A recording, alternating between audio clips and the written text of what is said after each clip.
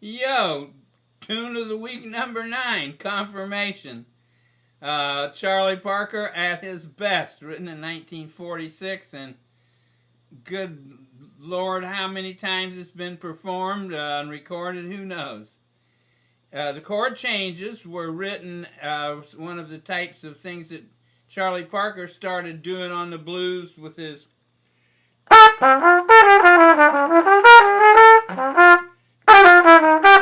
that little descending set of chord changes. That was what was behind this tune, and then a nice rhythm bridge. So the thing in this tune I'm going to work on or talk a lot about this session are all of the little things that you might overlook in that melody line that are incredible sources of vocabulary. Let's start with this one. I'm going to slow the tempo down a bit. You're probably saying, well, what's that all about? What did I miss? Well, here's, if you didn't get this, that little business,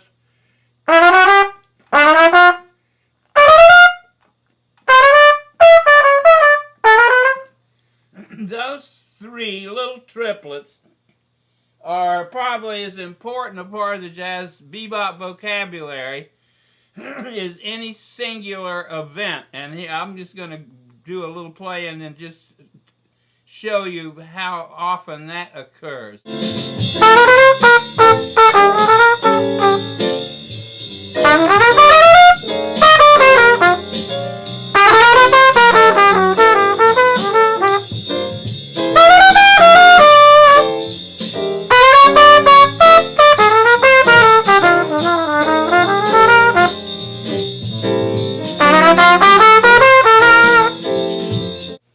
There it is. When somebody asks me, what can I practice, Uncle Willie?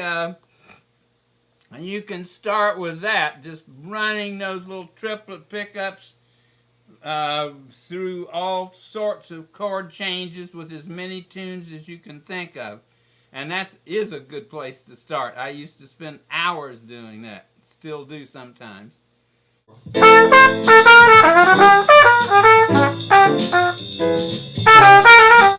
So you didn't have to go very far for that next one. Those little skiddly-dops, man, those things are so important in bebop.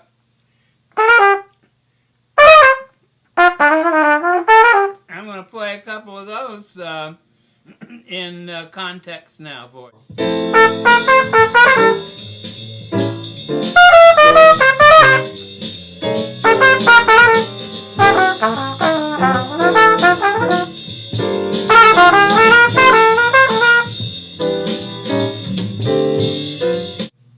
All those little sounds were so important in the development of this new language because the old-timers weren't doing a lot of these embellishments like this. The next one is only a couple of measures away, and I'm going to play that one for you right now.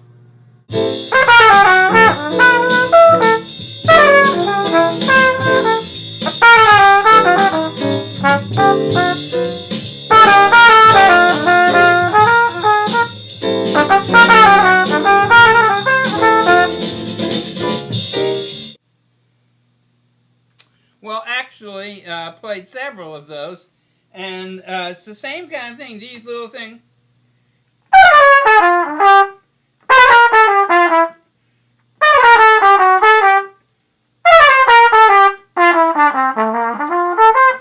And some of these, like,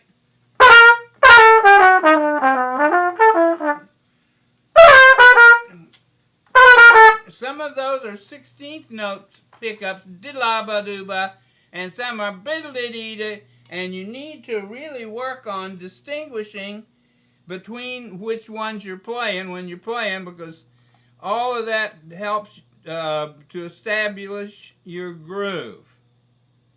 Okay, let's move on now.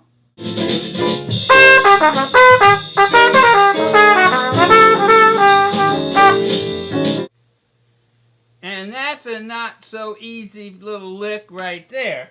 To hear and find and play the... I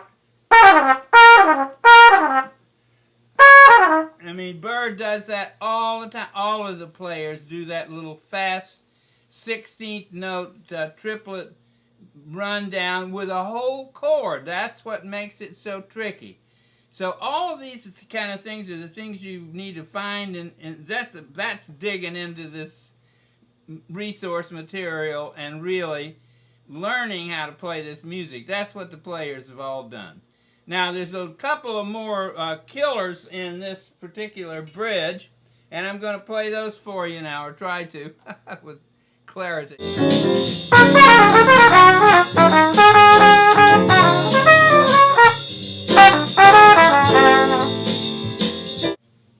And see, those little babies aren't just exactly embellishments. Those are actually 16th note double-time little melodies. That's the melody in that first one. And it ends up on the offbeat of that 16th.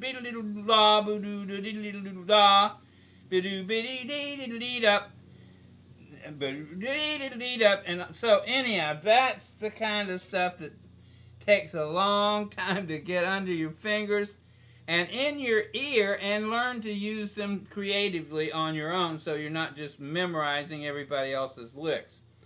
So anyhow, that pretty much, you know, that gives you more of an introspective perspective of what you're up against. It's like really digging in. There's so much material in each one of these that I can't tell you. All right, I'm going to talk a little bit about chords in here and finding some vocabulary. Right?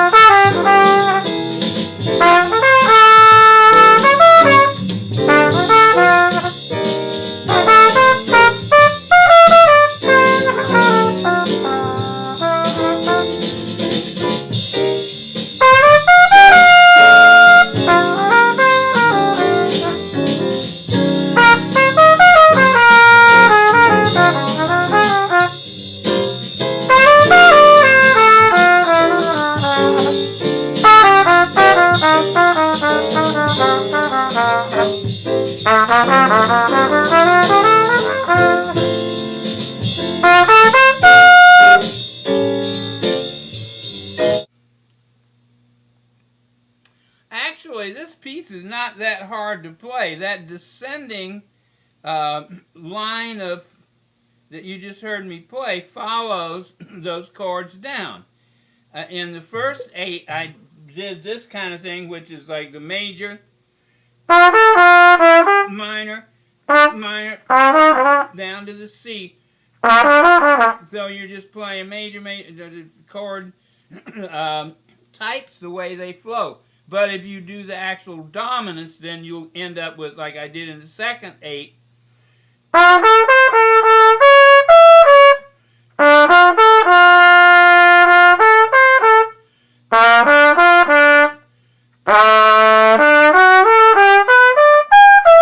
Those are the dominant sevenths in each one of those chords.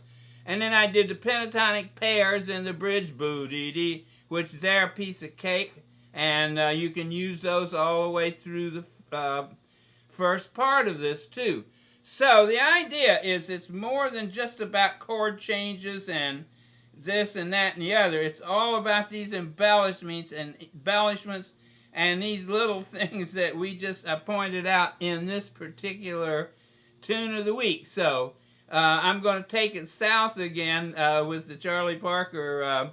I think this goes Latin, and play a little confirmation a la cha-cha-cha.